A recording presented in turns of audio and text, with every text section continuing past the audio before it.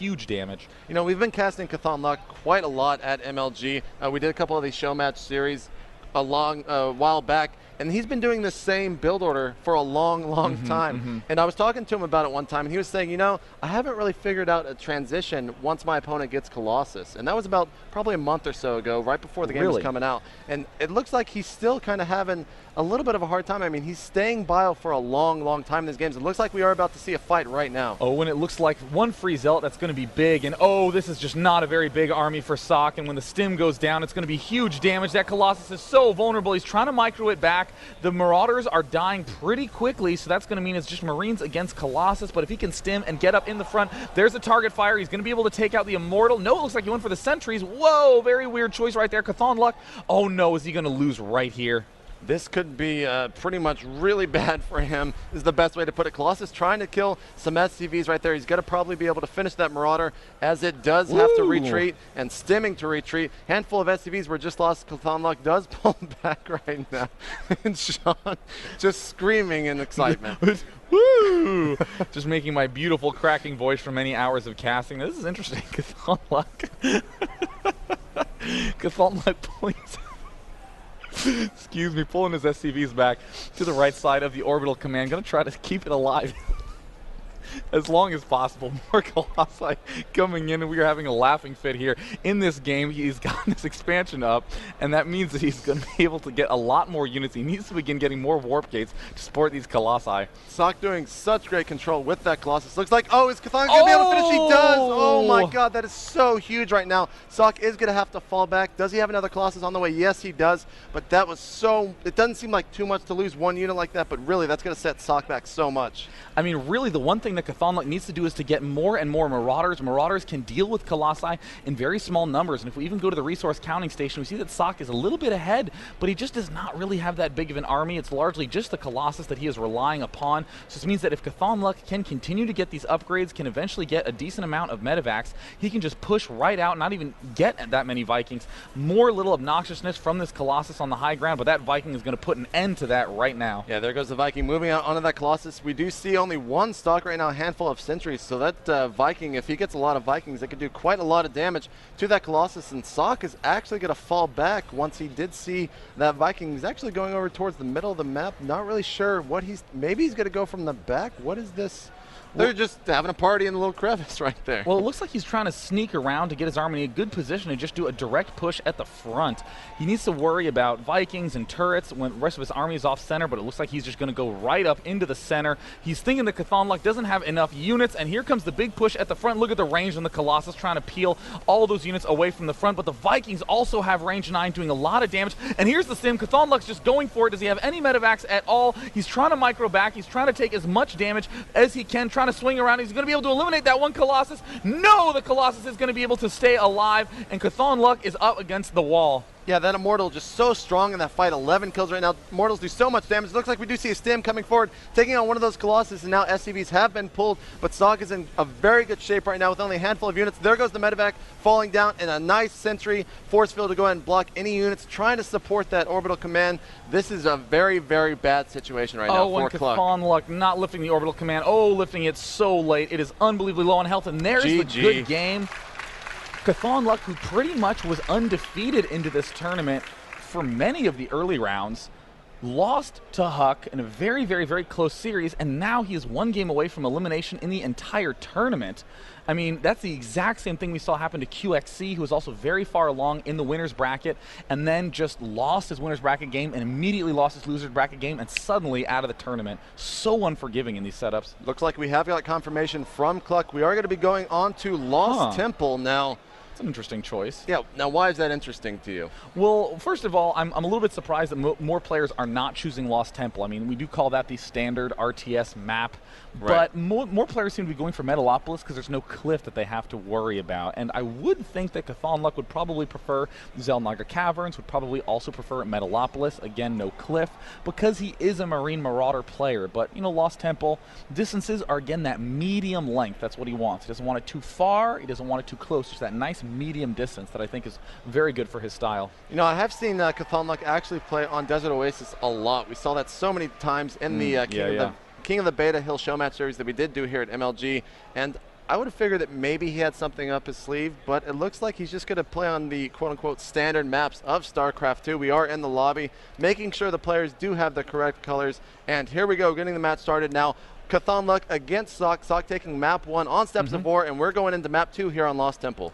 And I really think CuthonLuck is going to do the exact build that he wants to always do, which is 1 Marine, 2 Marauders, get the Reaper, find out what's up while he's expanding. And wow, these positions are going to be very nice for CuthonLuck. Socke is going to be at the right position.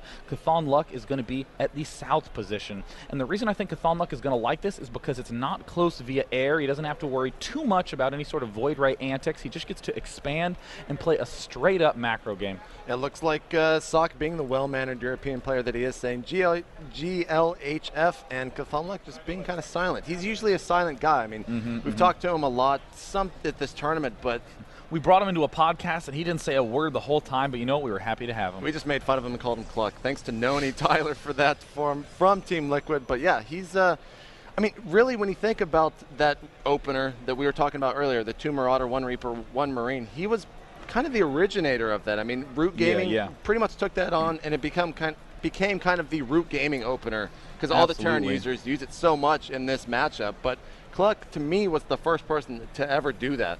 Really, absolutely. I mean, I can't imagine any other games in which other players have done that. And look at this. Oh, now I'm starting to see why. I've said for so many games in a row, CuthonLuck, I think he's skipping an SCV because he's getting his orbital command on 14 instead of 15. And as it turns out, it's because CuthonLuck is getting his barracks on 11 instead of 12, favoring a faster barracks over an extra SCV.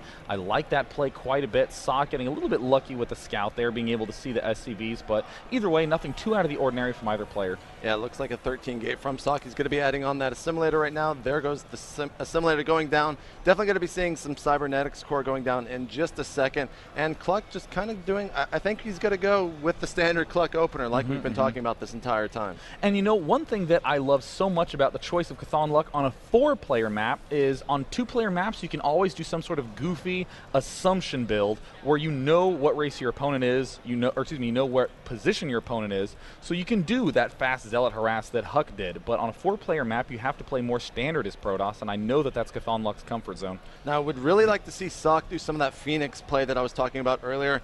Usually if you see the Stargate, the first thing that you're going to think are Void Rays. And Socke actually kind of flipping the script right there. And sometimes he plays some of the Phoenix play. And I really want to see him do that. It was quite strong yesterday in his games. It looks like not getting a Zealot, instead getting that very early very early second refinery.